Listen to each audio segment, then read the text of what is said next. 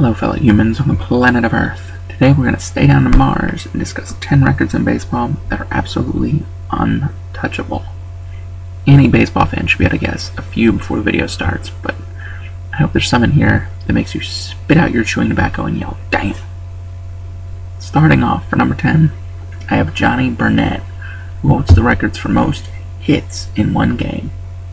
How many do you think? If you guessed 8, you're wrong. So close, we were looking for 9. 9 base hits in one game. Think about that for a second. If you have a one-hit game, you're doing well. If you have 2, you're having a hot game. What does that mean for 9 hits? July 10th, 1932, he went 9 hits for 11 at-bats. And I know what you're thinking. His team had to win, right? No, they lost 18-17. One of them I think anybody would assume would be on this list is Ripken Jr.'s consecutive games played streak with 2,632 games in a row. Just to put that into perspective, a baseball season is 162 games long, so if you divide it out, it would take 16 and a quarter years to match. That means no injuries for 16 years, no off days, no illness, no cold streak where the coach gives you a night off. Before I continue, just throwing a thought out there, shortstop is considered the 3rd toughest position, and Cal played there for 16 years without missing a game. Doesn't HGH speed up recovery time? Just the thought. On a side note, everybody knows who 2nd place, but 3rd place on the list of most consecutive games is Everett Scott with 1,307, not even half of Cal's streak. Number 8 is a record I never really thought about, but it's kind of shocking in itself. Jesse Burkett holds the record for most career inside the park home runs with 55. Think about that, would you? Nowadays, a player is lucky to have 1 a year. He hit 55 of them. To explain why this record is unbreakable, the rules for an inside the parker have changed dramatically since late 1800s. Jesse stopped playing before the live ball era started, to put it in perspective. I wonder if I should include this at all, but it really is just such a shocking number, especially if you view the highest number since 1950, which is 13. And that's just a record you can't beat. To lead your division in steals any given year, you typically need about 50 stolen bases. The average career is 5.6 years, and even if you had a career of 20 years, you'd have to have 50 stolen bases a year. All of that being said, the record for most stolen bases is 1,406, set by the man Rickey Henderson. He had a career that lasted exactly 25 years, meaning he averaged 56 plus stolen bases a year. This record is unbreakable because never again will a player get the green light that many times. To put that into perspective, the closest active player is Ichiro with 475. You can argue that this will be his last season, being as he's 40, so let's look at the next closest active player, Carl Crawford, with 456. Hell, Lou Brock, the person in 2nd place, stole 938 bags. Odds aren't in anyone's favor to break this record, being as he had a quarter century to make it, and nowadays green lights aren't that common. So, Rickey can sleep soundly knowing he has this one forever. They say that in baseball, 3 out of 10 is Hall of Fame worthy. It's referenced more to batting average. If you can get a hit 3 out of 10 times you come up to the plate, you will be a great player. So the big question, what player is most seasons batting over 300? I'm sure some people will guess Babe Ruth, Lou Gehrig, but those people would be wrong. It's Ty Cobb. You want to take a guess to how many seasons it was? 23. 23 seasons batting over 300. He also holds the record for the highest batting average over 3 consecutive seasons. Take a guess. If you guessed 408, you were right. Unbreakable, because for starters, careers don't typically last 23 years. But also because you'd have to bat at that level for 24 years to actually break the record.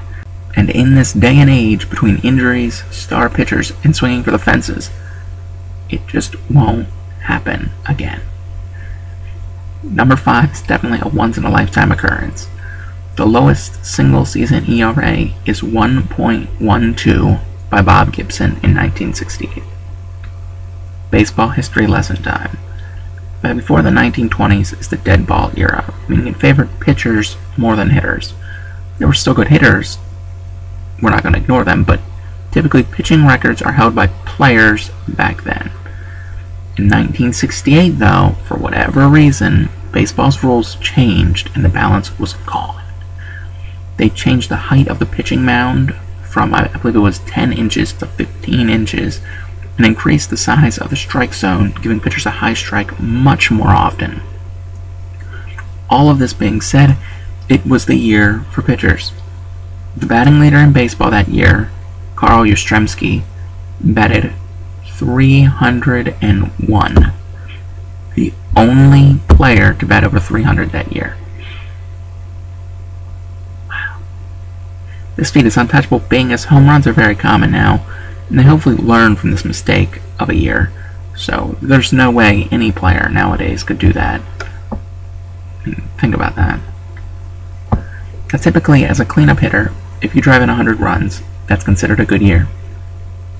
When was the last time you remember someone driving in 150 runs? A-Rod, 2007, is what some smartass is saying. I know. Now I bet 2 times. Yeah, it gets a little harder, doesn't it? Now how about the last time a player did it 7 times? The Iron Horse himself, Lou Gehrig. Pretty amazing, you're thinking. I know that's what I'm thinking. But I'd like to lessen the epicness just a little bit. Gehrig spent his entire career with a Yankee team that pretty much dominated baseball. RBIs don't really prove how good of a player you are, so much as they view the team. Granted, I don't care if you play with the All-Star squad for 16 years. I doubt any player would have that kind of success today or tomorrow. As a pitcher, there's only one way to ensure you have a win. Keep the opposing team from getting a single hit. And what player holds the record for most no-hitters? Nolan Ryan, with a record-setting 7 no-hitters. To put that into perspective, only 5 players have ever thrown 3 or more no-hitters. One of them has thrown 7. When you throw a no-hitter, you truly dominated a team. Debatably, it says more about the opposing team, but it also says a hell of a lot about you. No team ever wants to be no-hit more than 7 times in your career. I mean, good luck with doing that, Verlander. Now, the next record isn't really a record that involves skill so much as that it involves longevity. And like Cal's consecutive game streak, it's just mind-boggling. What pitcher started the most games? Cy Young. He started 815. To walk you through this, in a 20-year career, you would need to start in 40 games a year. To actually hit that record, you would need to pitch 33 games a year over 25 years. No injuries, no missed games, no suspensions. 33 games a year for 25 years to hit the record. Obviously, a great pitcher only will start 33 games a year. So it just seems highly improbable. Obviously, at this point, number 1 has to be a Barry Bonds record. Sorry if somebody just clicked away. Being as I've included records that might involve PEDs, I can't exclude the biggest question mark in baseball history. I don't think the home run record is untouchable, which I know sounds crazy, but 40 home runs every year and you'll have it. Highly unlikely, but not as unlikely as one of his records. The intentional walk. Barry Bonds got 688 of them. That means 688 times Barry Bonds came up to the plate and the pitcher would rather pitch to the next guy with a runner on first. He led the league 12 times. In 2004, he was intentionally walked 120 times. Damn. The next closest active player is the man Pujols himself, and he only has 273. He's over 400 off. But that's what happens when you hit that many home runs. Anyway, that's my list. Please comment your list. I'll put 5 if you can't think of 10. And peace out, home skillets.